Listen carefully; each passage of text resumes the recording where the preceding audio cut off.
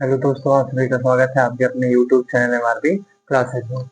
तो हम आज बात करेंगे क्लास 12th का, जो कि फर्स्ट चैप्टर है बिलियन। ठीक है, इसके पहले हमने बिलियन का फर्स्ट पार्ट प्रोवाइड किया है। उसमें हमने क्या किया है, सांद्रता, बिलियन के प्रकार और सांद्रता के पदों के बारे में बात की है। ठीक है, द्रव्यमान द्रव्यमान प्रतिशत, द्रव्यमान आयतन प्रतिशत, आयतन आयतन प्रतिशत और पीपीएम के बारे में समझा है। ठीक है, पार्ट पर मिलियन। अब इस वीडियो में हम समझेंगे मोलरता के बारे में। सांद्रता का जो अगला पद है वो क्या है, मोलरता।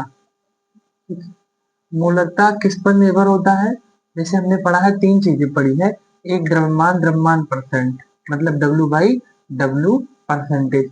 एक हमने पढ़ा है डब्ल्यू बाई वी परसेंटेज। एक हमने पढ़ा है वी बाई वी परसेंटेज। ठीक है, तो ये जो मोलरता होता है वो किस पर डिपेंड करता है, डब्ल्यू बाई बी परसेंटेज पर। डब्ल्यू बाई बी परसेंटेज मतलब ऊपर क्या रहेगा, भार रहेगा और नीचे आयतन रहेगा। तो मोलरता किस पर निर्भर करता है, डब्ल्यू बाई बी पर। ठीक है, सांद्रता के पद पर। तो सबसे पहले बात करते हैं मोलरता। मोलरता को कैपिटल एम से दिखाते हैं। किससे प्रदर्शित करते हैं, कैपिटल एम से।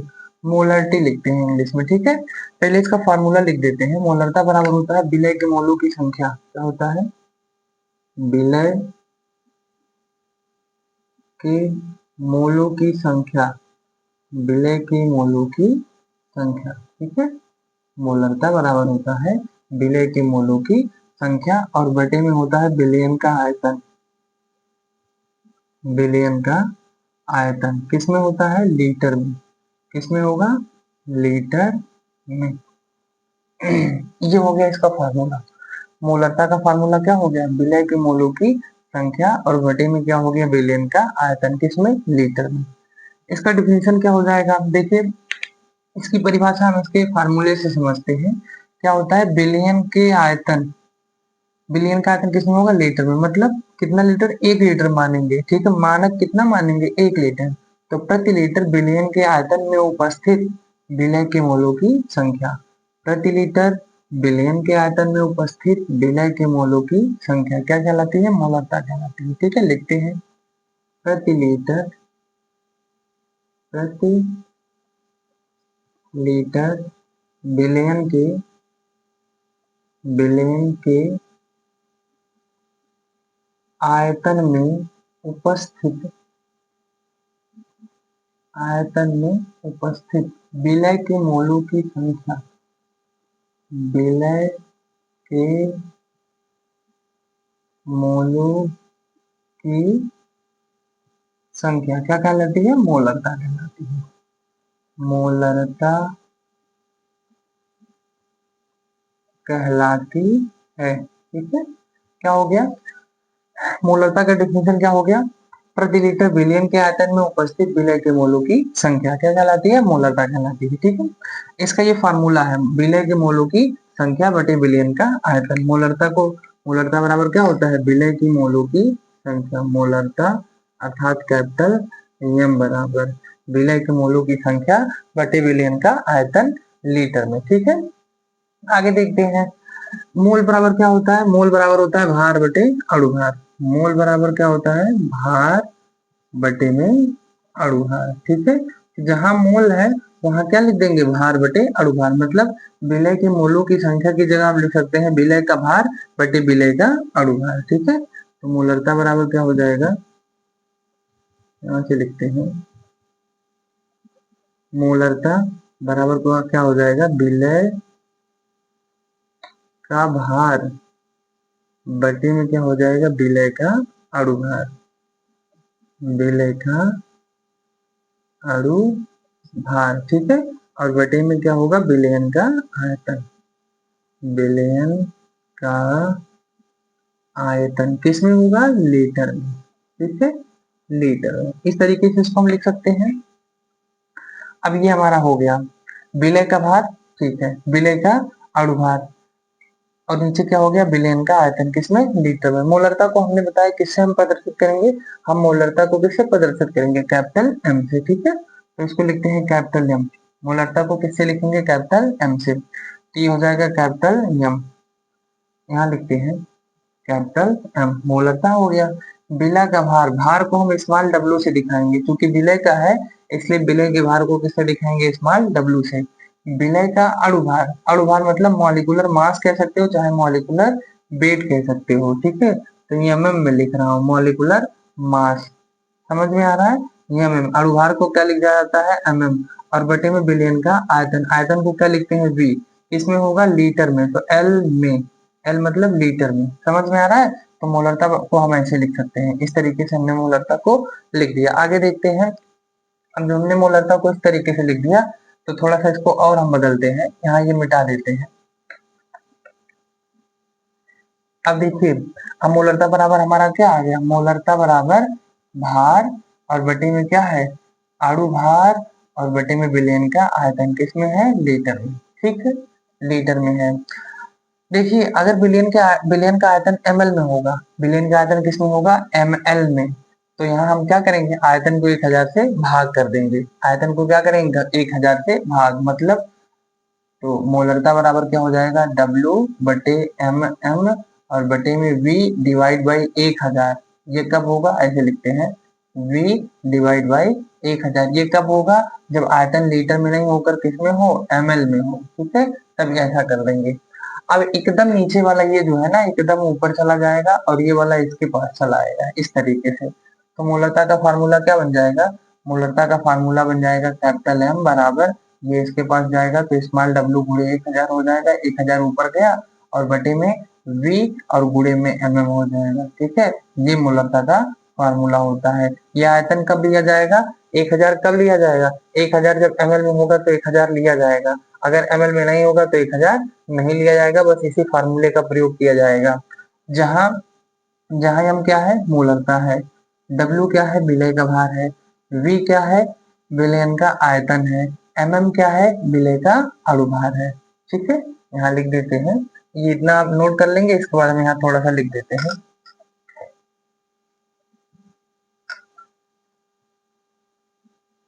इस फार्मूले को अलग से मैं लिख दे रहा हूँ, यहाँ पर क्या हो जाएगा, कैपिटल M बराबर स्मॉल w गुणे 1000 और डिवाइड बाई v गुणे mm, यहाँ लिख दे रहा हूँ, जहां जहां w क्या है, विलय का भार, नीचे लिखते हैं, जहां w विलय का भार, कोष्ठक में द्रव्यमान भी लिख सकते हो, ठीक है, द्रव्यमान, और क्या mm क्या है, विलय का अणु भार, विलय का अणु भार, ठीक है, और v क्या है, विलयन का आयतन, विलयन का आयतन किसमें है, ml में, ml में, ठीक है, ये हो गया। इसके बाद एक एग्जांपल समझते हैं, ठीक है, बहुत आसान से एग्जांपल समझेंगे, और इनकी जब हम चैप्टर जब खत्म हो जाएगा तो हम एनसीईआरटी का एक एक क्वेश्चन सॉल्व करेंगे, ठीक है, सभी फार्मूलों पर एक एक क्वेश्चन हम सॉल्व करेंगे, जितने भी सवाल दिए गए हैं हमारे एनसीईआरटी के बुक में। अब देखिए सवाल क्या है हमारा, 117 ग्राम 117 ग्राम NaCl 500 ml 500 ml जल में उपस्थित है, जल में उपस्थित है, विलयन की मोलरता ज्ञात कीजिए, विलयन की मोलरता ज्ञात कीजिए, मोलरता ज्ञात कीजिए, ठीक है। ये हमारे पास सवाल है, ये हमारे पास सवाल है, कह रहा है 117 ग्राम NaCl 500 ml जल में उपस्थित है, मतलब क्या है कि हमारे पास एक जल है, जल, ठीक है। अब जल में जो है 500 ml जल में 500 ml जल में 117 ग्राम NaCl पहले से मिलाया जा चुका है, मिलाना नहीं है, पहले से उपस्थित है, कहा है उपस्थित है, मतलब पहले से मिलाया जा चुका है, मतलब 500 ml जल, जब विलयन का आयतन 500 ml हो गया तो उसमें कितना NaCl मिलाया गया, 117 ग्राम। अब इसमें क्या निकालना है, विलयन की मोलरता निकाल लेंगे, ठीक है। देखते हैं विलयन की मोलरता की गणना किस प्रकार से करेंगे। हमारे पास फार्मूला क्या है कि मोलरता बराबर क्या होता है, विलय का भार गुणे 1000, अगर ml में दिया है तो 1000, ml में नहीं दिया है, लीटर में दिया है तो 1000 नहीं लिखेंगे, तो यहाँ चूंकि ml में दिया है इसलिए हम 1000 लिखेंगे, तो मोलरता बराबर क्या हो जाएगा, मोलरता बराबर स्मॉल w गुणे 1000 divide by v into mm, इसी फार्मूले पर रख देंगे। स्मॉल डब्ल्यू मतलब विलय का भार, विलय का भार कितना है 117 ग्राम, कितना है 117 ग्राम। तो 117 ग्राम लिखते हैं, 117 गुणे 1000, सॉरी 100 लिखा हूँ, 1000 हो जाएगा। और बटे में आयतन, विलेन का आयतन कितना है 100 ml, 500 ml, ठीक है, कितना है 500 ml, गुणे में mm मतलब विलय का अणुभार, विलय कौन है NaCl और विलायक कौन है जल, तो विलय NaCl है, इसका अणुभार निकालना होता है। तो NaCl का अणुभार यहाँ से निकालते हैं, NaCl का अणुभार, तो NaCl का अणुभार कितना होता है, सोडियम का परमाणु क्रमांक कितना होता है, सोडियम का परमाणु क्रमांक होता है 11, ठीक है, तो इसका अणुभार होता है 23, प्लस में Cl का होता है 35.5, तो हो जाएगा 58.5, यहाँ लिखेंगे 58.5, ये हो गया NaCl का अणुभार आ गया। अब 58.5, एक के में 58.5, दो से काटोगे दो, मतलब काटोगे फिर दो आ जाएगा, 500 दुआएं 1000 मतलब दो आ गया, दो दुआएं कितना आ गया 4, तो 4 कितना आ गया 4 कैपिटल एम, मतलब इसकी मोलरता कितनी आ गई 4 आ गई, ठीक है, इस विलेन की मोलरता कितनी आ गई 4, ठीक है। अब ये काफी आसान है, समझ गए होंगे आप। अगली बात करते हैं मोलरता के बाद, मोललता, इसकी बात करते हैं मोललता के बारे में। मोलरता के बाद किसकी बात करते हैं, मोललता के बारे में, ठीक है, क्या है मोललता, मोललता को स्मॉल एम से प्रदर्शित करते हैं, मोलल्टी, मोलैलिटी, ठीक है, स्मॉल एम से इसको प्रदर्शित करते हैं। ये जो होता है ना आपकी, अभी हमने इसके पहले क्या बताया कि मोलरता जो होता है वो द्रव्यमान आयतन प्रतिशत पर होता है, और ये क्या होता है W/W परसेंटेज पर होता है, द्रव्यमान द्रव्यमान प्रतिशत पर होता है, मतलब नीचे भी क्या होगा द्रव्यमान, ऊपर भी क्या होगा द्रव्यमान। तो इसका फार्मूला होता है सेम उसी की तरह, विलय के मोलों की संख्या, विलय के मोलों की संख्या, ठीक है, और डिवाइड बाय क्या हो जाएगा विलायक का द्रव्यमान, विलायक का द्रव्यमान किसमें होगा किलोग्राम में, किसमें होगा किलोग्राम में। तो सेम उसी की तरह डेफिनेशन है, प्रति किलोग्राम विलायक के द्रव्यमान में उपस्थित विलय के मोलों की संख्या, प्रति किलोग्राम विलायक के द्रव्यमान में उपस्थित विलय के मोलों की संख्या क्या कहलाती है, मोललता कहलाती है। लिखते हैं प्रति किलोग्राम प्रति केजी विलायक के द्रव्यमान के द्रव्यमान में उपस्थित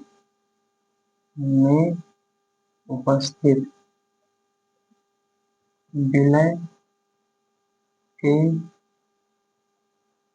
मोलों की संख्या, मोलों की संख्या मोललता कहलाती है, कहलाती है, ठीक है। मोलों की संख्या क्या कहलाती है, मोललता कहलाती है। मोललता को कैसे दिखाएंगे, स्मॉल एम से, ठीक है, मोललता, ये हो गया मोललता। मोललता को किससे दिखाएंगे, स्मॉल एम से दिखाएंगे हम, स्मॉल एम। अब देखिए विलय के मोल, मोल बराबर क्या होता है भार बटे अणुभार, ठीक उसी तरीके से, तो स्मॉल एम बराबर यहाँ लिख सकते हैं विलय का भार, मोल की जगह विलय का भार बटे विलय का अणुभार, विलय का अणुभार, नीचे क्या होगा विलायक का द्रव्यमान, विलायक का द्रव्यमान किसमें होगा किलोग्राम में, किलोग्राम में, ठीक, इस तरीके से हो जाएगा। हम जानते हैं विलय के भार को स्मॉल डब्ल्यू से दिखाते हैं, तो स्मॉल एम बराबर विलय का भार मतलब स्मॉल डब्ल्यू, और बटे में विलायक का भार मतलब mm मॉलिक्यूलर मास, बटे विलायक के द्रव्यमान को हम ना कैपिटल डब्ल्यू से दिखाएंगे, और चूंकि ये किसमें होगा केजी में, तो यही रहने देंगे, यहीं तक ये हो जाएगा फार्मूला। लेकिन अगर विलायक के द्रव्यमान, जो विलायक का द्रव्यमान है वो किलोग्राम में ना देकर ग्राम में दिया रहेगा, तो हम क्या करेंगे इसको 1000 से डिवाइड कर देंगे, तो मोलरता बराबर क्या हो जाएगा स्मॉल डब्ल्यू बटे में, ऐसे लिखते हैं बटे में mn बटे कैपिटल डब्ल्यू और बटे में 1000। 1000 क्यों किया गया, क्योंकि अगर ये ग्राम में, किलोग्राम में ना देकर किस में दिया हो ग्राम में दिया हो, ठीक है, तो ग्राम में दिया रहेगा तो इस तरीके से हो जाएगा। अब एक दिन नीचे वाला इसके पास चला जाएगा, ये वाला इसके पास चला जाएगा, तो मोलरता बराबर क्या हो जाएगा, आगे देखिए मोलरता बराबर हो जाएगा, ये ऊपर क्या है डब्ल्यू स्मॉल डब्ल्यू गुणे 1000 हो जाएगा, नीचे से ऊपर गया, और बटे में कैपिटल डब्ल्यू और गुणे में क्या हो जाएगा। ठीक है, ये इसका फार्मूला बन जाएगा। ये इसका फार्मूला क्या बन गया, स्मॉल एम मतलब मोललता बराबर विलय का भार गुणे 1000 बटे विलायक का भार या द्रव्यमान गुणे मतलब विलय का अणु भार। ये अगर ग्राम में दिया है तभी 1000 रखेंगे, नहीं तो अगर ग्राम में नहीं दिया है तो 1000 नहीं रखेंगे। ठीक है, चलो लिख लेते हैं इसको आगे।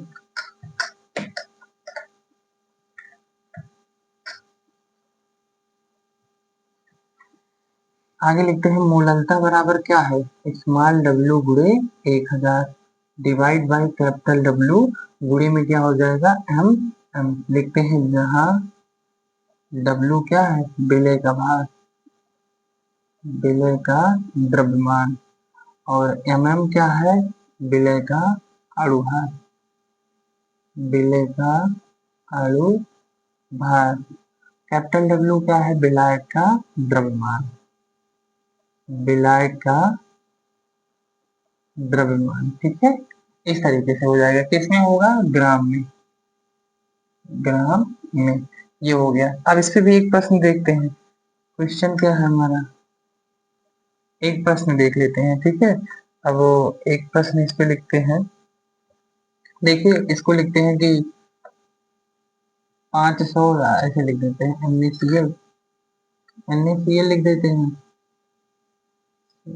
लिखते हैं 5.85 ग्राम, 5.85 ग्राम को NaCl को 200 ग्राम H2O में मिलाया गया, में मिलाया गया, या इसको थोड़ा सा बदल दे क्या, इसको थोड़ा सा बदल दे रहे हैं, चलिए ठीक है, इतने ग्राम NaCl को 200 ग्राम H2O में मिलाया गया। ठीक है, मिलाया गया, तो तो इसकी मोललता की गणना कीजिए, मोललता की गणना कीजिए। ये भी काफी आसान है, हम क्या कर रहे हैं मोललता हमें निकालना है, मोललता निकालने के लिए क्या दिया है NaCl का भार, पहले लिखते हैं W मतलब विलय का भार, देखते हैं क्या क्या दिया है, विलय का भार, विलय का भार कितना दिया गया है 5.85 ग्राम। ठीक है, फिर लिखते हैं विलायक,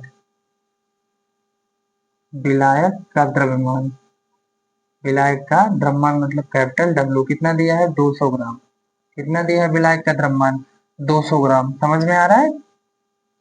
उसके बाद क्या है, हमें निकालना है मतलब विलय का अणुभार, विलय का अणुभार, तो विलय का अणुभार कितना है निकालते हैं, NaCl, Na प्लस में Cl लिखते हैं, Na का कितना होता है, Na का होता है 23, इसका होता है 35.5, 35.5। ठीक है, 5 है ये, तो कितना हो जाएगा 58.5। ये सब हो गया। अब इसी फार्मूले में हम रख देंगे, इसी फार्मूले में रखेंगे तो डब्ल्यू का मान कितना दिया है, डब्ल्यू का मान 5.85 है, गुणे में, चूंकि ये देखिए जो विलायक का द्रव्यमान है वो ग्राम में है कि किलोग्राम में है, ग्राम में है इसलिए 1000 रखेंगे। ठीक है, तो 1000 डिवाइड बाई क्या लिखेंगे, विलायक का द्रव्यमान कितना है 200, 200 गुणे में क्या लिख देंगे m मतलब विलय का अणुभार, तो विलय का अणुभार कितना है 58.5, काटोगे तो क्या आ जाएगा, यहाँ 10 आ जाएगा, 10 को काटोगे तो ये 100 आ जाएगा। ठीक है, और 100 को काटोगे तो 20 बच्चे 100, 5 आ जाएगा, मतलब कितना आ गया 5 एम, स्मॉल एम 5, कितना आ गया स्मॉल एम 5, मतलब इसकी मोललता कितनी आ गई 5 आ गई। ठीक है, उम्मीद है ये आपको समझ में आया होगा। ठीक है, इसके बाद हम चलते हैं नॉर्मलता को समझने, इसके बाद क्या समझेंगे नॉर्मलता। ठीक है, क्या समझेंगे नॉर्मलता,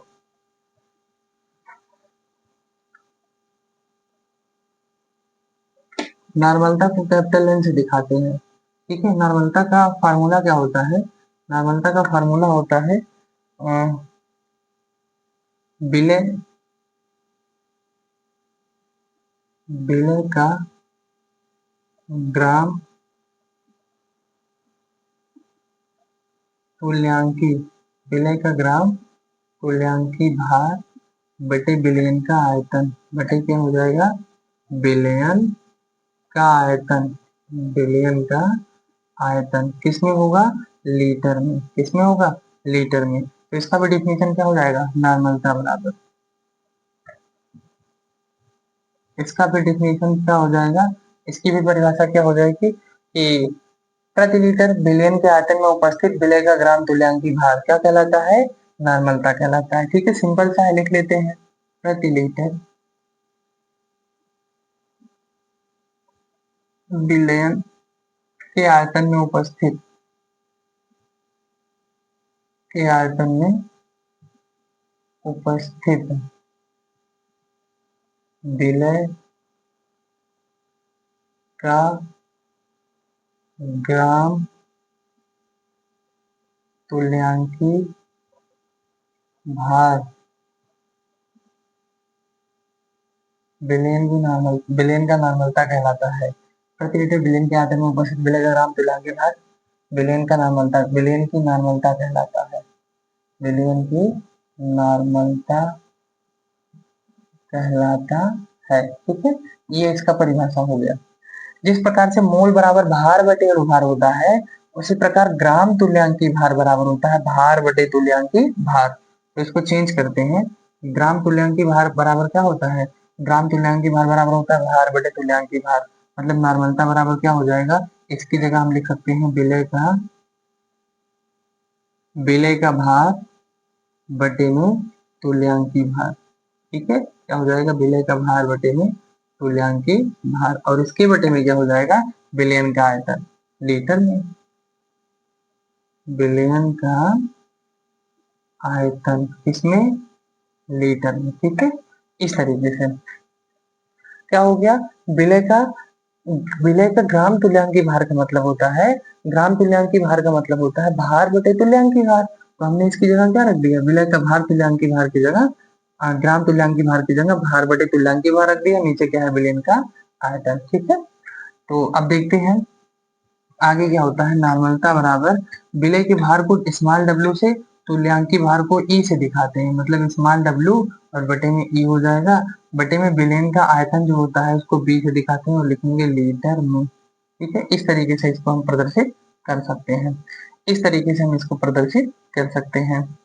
अब आगे देखिए, हम आगे जानते हैं अगर बिलियन का आयतन लीटर में ना होकर एमएल में हो तो 1000 से गुणा कर देंगे या 1000 के बटे में लिख देंगे। कैसे, नॉर्मलता बराबर क्या हो जाएगा, डब्ल्यू बटे ई, ई का मतलब तुल्यांकी भार, बटे में क्या हो जाएगा, बिलियन का आयतन बटे में 1000, अगर ये एमएल में होगा तो एमएल में। ठीक है, एकदम नीचे वाला इसके पास और ये वाला इसके पास जाएगा, तब नॉर्मलता का फार्मूला क्या बन जाएगा, नॉर्मलता बराबर स्मॉल डब्ल्यू गुणे 1000, स्मॉल डब्ल्यू गुणे 1000 बटे में बिलियन का आयतन गुणे में ई, गुणे में ई, ई क्या है, तुल्यांकी भार है, ई क्या है, तुल्यांकी भार है। ठीक है, यहाँ लिख दे रहा हूँ, यहाँ ऊपर लिख दे रहा हूँ। ठीक है, ऊपर लिख दे रहा हूँ, जहाँ ई तुल्यांकी भार है, तुल्यांकी भार है। ठीक है, अब समझते हैं तुल्यांकी भार का फार्मूला कैसे होता है, तुल्यांकी भार होता क्या है, तुल्यांकी भार का फार्मूला क्या होता है, तुल्यांकी भार होता क्या है। ठीक है, तुल्यांकी भार देखिए, तुल्यांकी भार, तुल्यांकी भार बराबर होता है अणुभार बटे अम्लता या क्षारकता, अणुभार बटे अम्लता या क्षारकता। देखिए अगर कोई अम्ल है, यदि कोई अम्ल है तो अम्ल की जो होती है क्षारकता होती है, और यदि कोई क्षार है तो उसकी अम्लता होती है।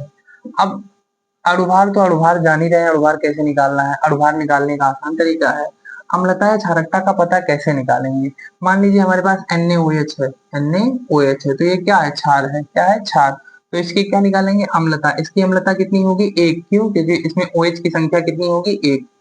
अम्लता क्षारकता का मतलब है, यदि हम क्षारकता देखेंगे तो उस यौगिक में हमें H प्लस आयन देखना है कि H प्लस आयन की संख्या कितनी है। यदि हम अम्लता देखेंगे तो उस यौगिक में हमें OH माइनस आयन देखना है। ठीक है, मान लो ये अम्ल है ना, तो इसमें क्या देखना है, OH माइनस आयन। तो इसकी अम्लता क्षारकता कितनी है? एक। वैसे HCl लिखा है, HCl की अम्लता क्षारकता कितनी है? एक है। मैं लिख दूं H2SO4, H2SO4, तो इसकी अम्लता क्षारकता कितनी होती है? 2 होती है।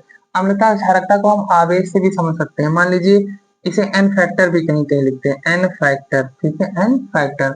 मान लीजिए Ca पर डबल पॉजिटिव है तो इसका एन फैक्टर कितना होगा? 2 होगा, क्योंकि इस पर 2 पॉजिटिव है।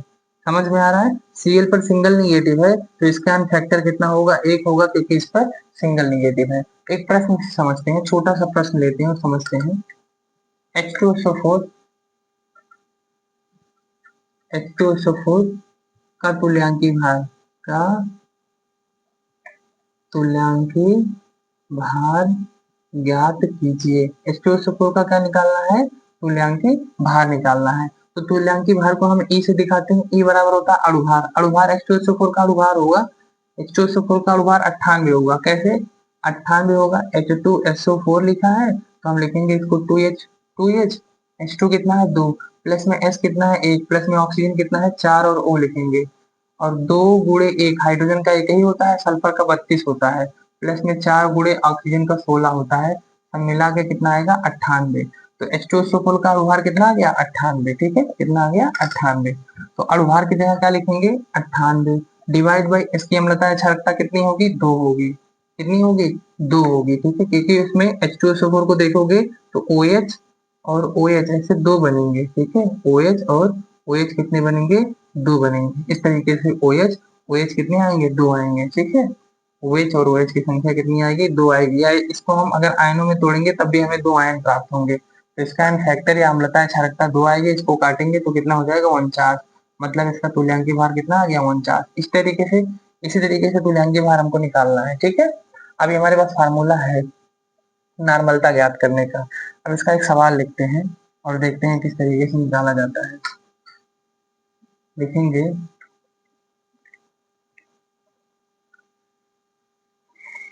180 ग्राम, 180 या 360 ग्राम ले लेते हैं। 360 ग्राम क्या है? 360 ग्राम C6H12O6, C6H12O6, ये क्या है? C6H12O6 क्या है? ग्लूकोज को, एक 360 ग्राम ग्लूकोज को क्या किया गया है? 1 लीटर जल में, ऐसे कह सकते हो 400 ml, 400 ml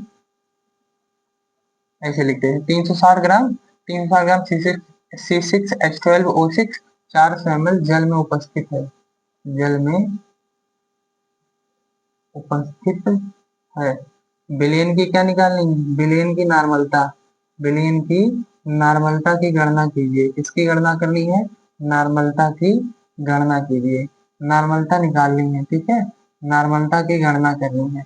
अब क्योंकि हमें नॉर्मलता निकालना है इस क्वेश्चन में, तो हमें जो दिया है पहले लिख लेंगे। 360 ग्राम जो दिया है, सॉरी थोड़ा सा देखिए, थोड़ा अंतर कम हो जाएगा। 360 ग्राम ना लिखकर इसको हम 360 ग्राम नहीं लिखते हैं, ठीक है, क्योंकि हमारा सवाल गलत हो जाएगा। इसमें विलय, विलय, हमें इसको विलय बनाना है, तो अगर 360 ग्राम यहाँ लिखेंगे तो विलायक बन जाएगा। हम यहाँ लिख देते हैं 18 ग्राम। कितना ग्राम लिखते हैं? 18 ग्राम, ठीक है, अब सही है। तो हमें क्या निकालना है? हमें निकालना है नॉर्मलता। नॉर्मलता के लिए हमें क्या चाहिए? नॉर्मलता के लिए हमें विलय का भार चाहिए और विलयन का आयतन चाहिए और तुल्यांकी भार चाहिए। तो सबसे पहले लिख लेंगे, ये W क्या है? विलय का भार कितना है? 18 ग्राम। विलय का अणुभार कितना है?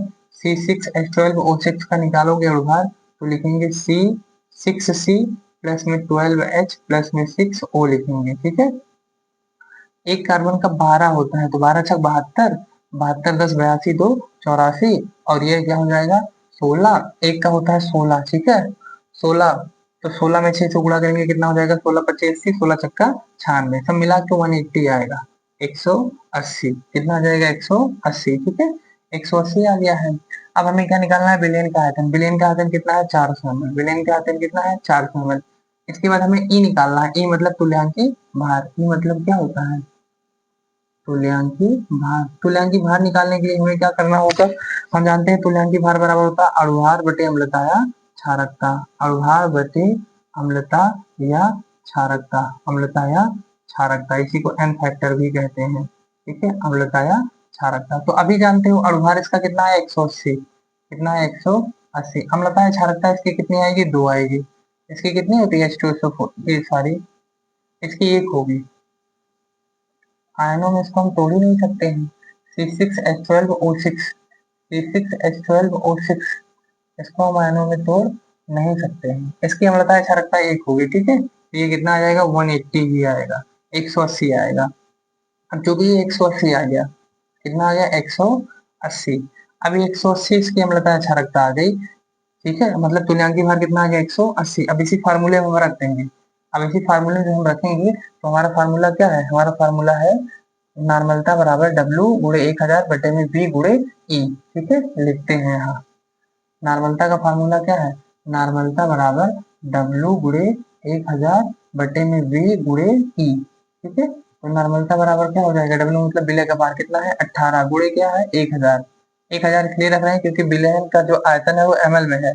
आयतन कितना है 400, 400 लिखते हैं गुणे में E का मान कितना है 180। तो 18 दाएं 180, 10 से 10 कट गया मतलब 100 बचा, ठीक है। इसको इससे काटोगे तो कितना आ गया 1/4, कितना आ गया 1/4। 1/4 का मतलब क्या 0.25। नॉर्मलता कितनी आ गई 0.25, ठीक है। तो इस तरीके से हम क्या कर सकते हैं, किसी भी विलयन की नॉर्मलता की गणना कर सकते हैं। आगे समझते हैं मूल प्रभाज के बारे में। इसके बारे में है मूल प्रभाज।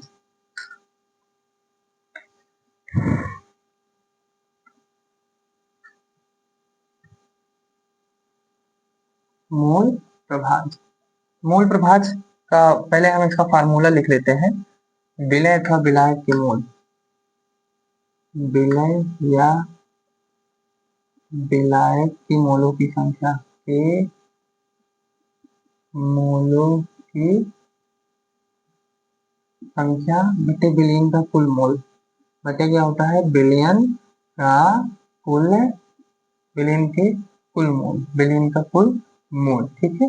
ये इसका फार्मूला होता है। मोल प्रभाज का फार्मूला क्या हो गया, विलय या विलायक के मोलों की संख्या बटे बिलियन का कुल मोल। तो इसका डेफिनेशन क्या होता है, विलयन के कुल मोल में उपस्थित विलय या विलायक के मोलों की संख्या क्या कहलाती है मोल प्रभाज। फिर से देखिए, विलयन के कुल मोल में उपस्थित विलय या विलायक के मोलों की संख्या क्या कहलाती है मोल प्रभाज। लिख लेते हैं, विलयन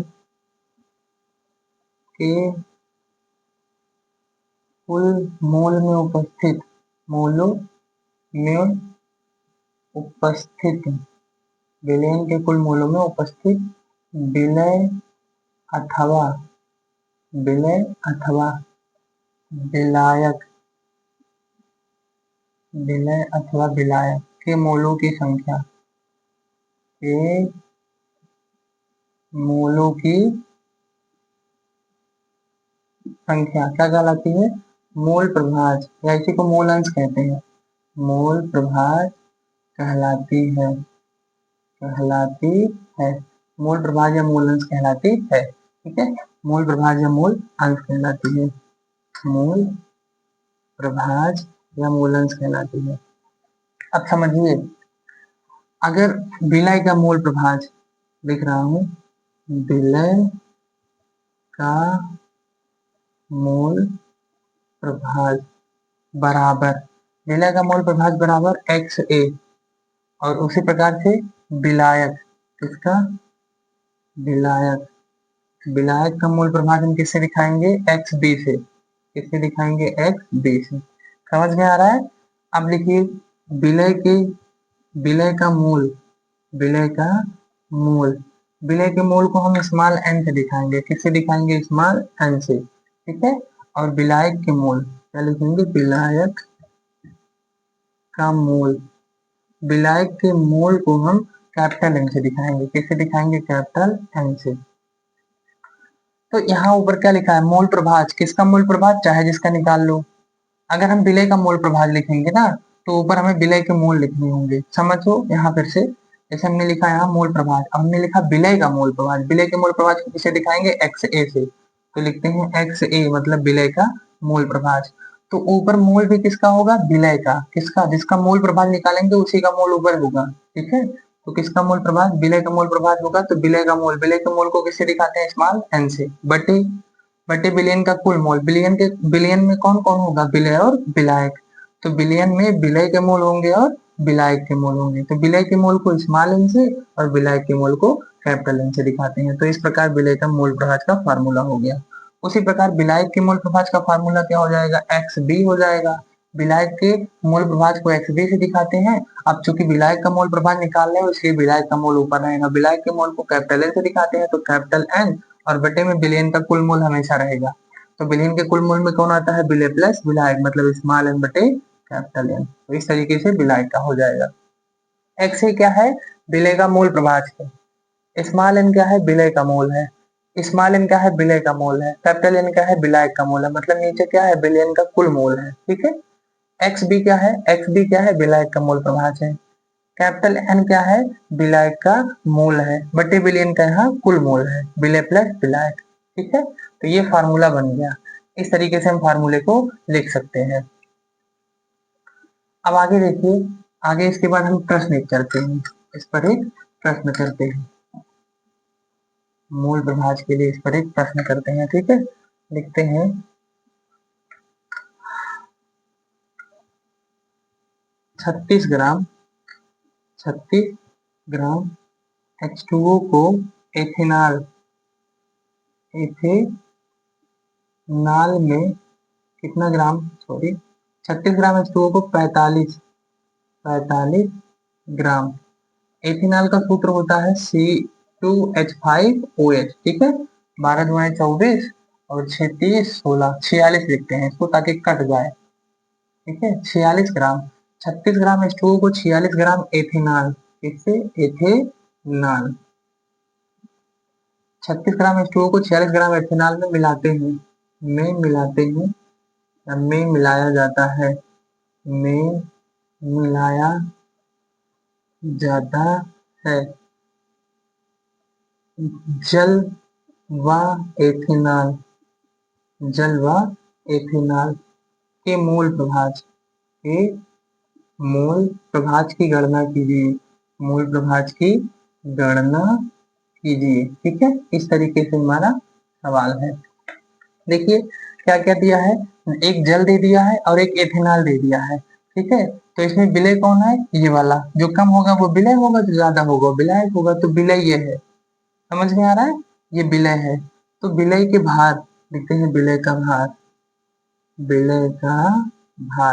विलय के भार को स्मॉल W से दिखाएंगे। कितना ग्राम है, 36 ग्राम। विलय कौन है, H2O। लिखते हैं विलय का अणुभार, विलय का अणुभार को mm से दिखाते हैं। कितना होगा, ऑक्सीजन का होता है 16, हाइड्रोजन का 2, 16 तो 18, तो कितना हो जाएगा 18। ठीक है। ये H2O का है, विलय कौन है, H2O, विलय कौन है, H2O। यहाँ विलय H2O का काम कर रहा है, H2O जो है विलय का काम कर रहा है और विलाय का काम कौन कर रहा है, एथेनॉल। ठीक है। इतनी बात हो गई। आगे लिखेंगे एथेनॉल क्या है, विलायक। एथेनॉल क्या है, विलायक। तो लिखेंगे एथेनॉल, एथेनॉल लिखो चाहे विलायक लिखो। एथेनॉल का द्रव्यमान या भार कितना हो जाएगा, मतलब कैपिटल W इसको लिखते हैं, कैपिटल W बराबर कितना हो जाएगा, एथेनॉल कितना ग्राम दिया गया है, 46 ग्राम। उसी तरीके से एथेनॉल का अणुभार निकाल देते हैं। एथेनॉल का अणुभार मतलब mm, कितना हो जाएगा। एथेनॉल का सूत्र होता है C2H5OH। ठीक है। अब कार्बन का इसको ऐसे लिखते हैं, अणुभार निकालने के लिए हम ऐसे लिखते हैं 2C प्लस में 5 और 6, एक 6 हाइड्रोजन और प्लस में ऑक्सीजन। एक कार्बन का 12 होता है तो 12 दुआएं 24 और एक हाइड्रोजन का 1 होता है तो 24 से 30 हो जाएगा। हाइड्रोजन का 1 होगा 6 के 6 से लिखते हैं, 2 गुणे कार्बन का 12 प्लस में 6 गुणे हाइड्रोजन का 1 प्लस में ऑक्सीजन का 16 होता है। तो 12 दुआएं 24, 6 30 16 46, कितना आ जाएगा 46। ठीक है। 46 ग्राम प्रति मोल लिख सकते हैं, ग्राम प्रति मोल लिख लेते हैं, ग्राम प्रति मोल, ठीक है। बाहर बटे अणुभार। अब देखिए आगे क्या हो जाएगा, हमें क्या निकालना है, हमें पहले जल का मोल प्रभाज निकालना है। क्या निकालना है, जल का मोल प्रभाज। तो जल का मोल प्रभाज का फॉर्मूला क्या है, XA या XH2O में लिख रहा हूँ, स्मॉल n बटे small n plus capital N। मतलब अगर जल का मोल प्रभाज निकालना है तो जल के मोल को ऊपर रखना है, बटे में विलयन का कुल मोल रखना है। तो सबसे पहले हम जल का मोल निकालेंगे। तो NH2O, NH2O का मतलब जल का मोल, मोल बराबर होता है भार बटे अणुभार, भार कितना है 36 ग्राम, अणुभार कितना है 18, 18 18 दुआएं 36, कितना मोल आ गया 2, जल का मोल आ गया NH2O आ गया, मतलब जल का मोल आ गया। अब दूसरा विलायक कौन है, एथेनॉल। अब एथेनॉल का हम मोल निकालेंगे इस फार्मूले से, इन दोनों का प्रयोग करके, तो लिखेंगे कैपिटल एन निकालेंगे एथेनॉल का, तो कैपिटल एन बराबर क्या हो जाएगा, भार बटे अणुभार, भार कितना है 46 ग्राम, अणुभार भी कितना है 46, तो कितना मोल आ गया 1 मोल, ये 1 मोल आ गया, ये 2 मोल आ गया। अब इसी फार्मूले में रख देंगे, तो जल का मोल प्रभाज XH2O बराबर क्या हो जाएगा, जल का मोल, जल का कितना मोल आया 2, बटे में विलयन का कुल मोल, विलयन में कौन कौन है, विलय और विलायक, विलय कौन है जल, विलायक कौन है एथेनॉल, तो जल का मोल कितना आया 2, इथेनॉल का मोल कितना आया 1, तो क्या हो जाएगा 2/3, 2/3 का मतलब 0.666, यही तो 0.666, मतलब H2O का मोल प्रभाज कितना आ गया 0.666। अब इसी तरीके से हम एथेनॉल का मोल प्रभाज निकाल सकते हैं, ठीक है, कैसे लिखेंगे, X एथेनॉल मतलब C2H5OH बराबर कैपिटल N, क्योंकि एथेनॉल विलायक का काम कर रहा है, इसलिए विलायक के मोल को पहले ऊपर रखेंगे और बटे में स्मॉल एन बटे कैपिटल एन, बराबर क्या हो जाएगा, कैपिटल एन मतलब इसका मोल कितना आया 1, बटे में इसका कितना है 1 + 2, 1/3, 1/3 का मतलब 0.333, इसको 4 मान लेते हैं, ठीक है। तो इस तरीके से इसका मोल प्रभाज, दोनों का मोल प्रभाज आ गया। अब देखो हमें क्या किया गया है, इसका मोल प्रभाज तो आसानी से निकाल लिए हैं, इसका मोल प्रभाज निकालने के लिए इतना सब करना पड़ा है, लेकिन हम ये सब किए बिना ही इसका मोल प्रभाज, दूसरे का एथेनॉल का मोल प्रभाज निकाल सकते हैं, कैसे, यहाँ थोड़ा सा इसको मिटाते हैं, विलय और विलायक के मोल प्रभाज, विलय का मोल प्रभाज, विलय का मोल प्रभाज प्लस में विलायक का मोल प्रभाज का, विलायक का मोल प्रभाज, विलय और विलायक के मोल प्रभाज का जो योग होता है ना सदैव 1 होता है, मतलब विलय के मोल प्रभाज और विलायक के मोल प्रभाज को जोड़ोगे तो वो 1 हो जाएगा, मतलब एक्स ए, एक्स ए मतलब विलय का मोल प्रभाज प्लस में एक्स बी मतलब विलायक का मोल प्रभाज बराबर 1, यहाँ से क्या हो जाएगा, अगर हमें एक्स बी निकालना है मतलब विलायक का मोल प्रभाज निकालना है, तो इसको उधर भेज दो, तो एक्स बी बराबर क्या हो जाएगा 1 - एक्स ए, इस तरीके से हम लिख सकते हैं इसको, ठीक है।